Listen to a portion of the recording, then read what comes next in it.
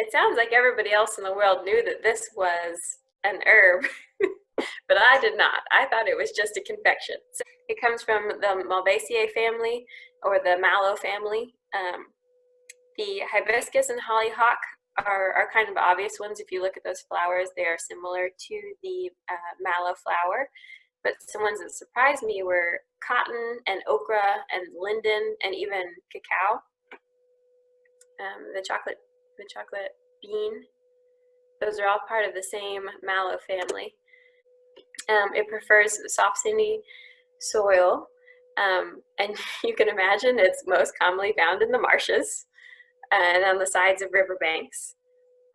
All the parts of the plant are edible: the leaves, the stem, and most commonly the roots.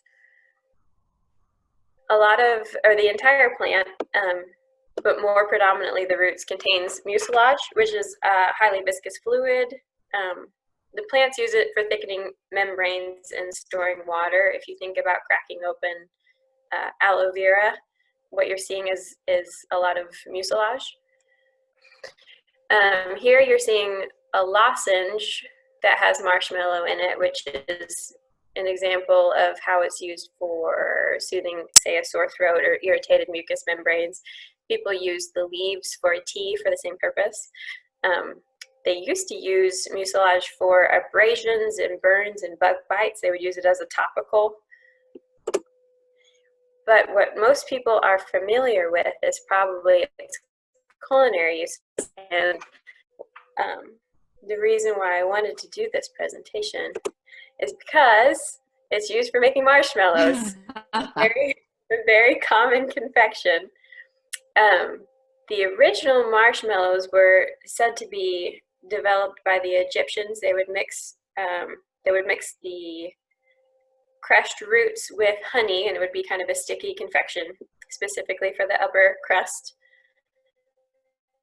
And then the French developed it further. They created something called pâte du guimauve. I don't speak French, but that's my best guess, guimauve. That's just paste of the marshmallow. Nowadays, they use gelatin and egg whites instead of this marshmallow root to do commercial marshmallow production as a thickening agent. Speaking of French, though, we're going to take a very short detour to some etymology and chemistry history.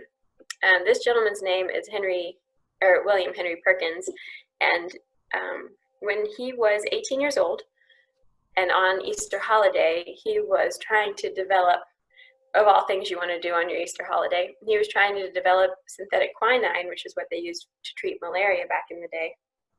And instead, he came up with a sticky brown substance that he was going to toss because he thought he'd made a mistake. And he dissolved it in alcohol to be able to clean out his beaker. And it turned bright purple. And he ended up developing the first synthetic material dye. And it was this vibrant purple color. And so he called it mauvine instead of quinine. You know, it was mauvine.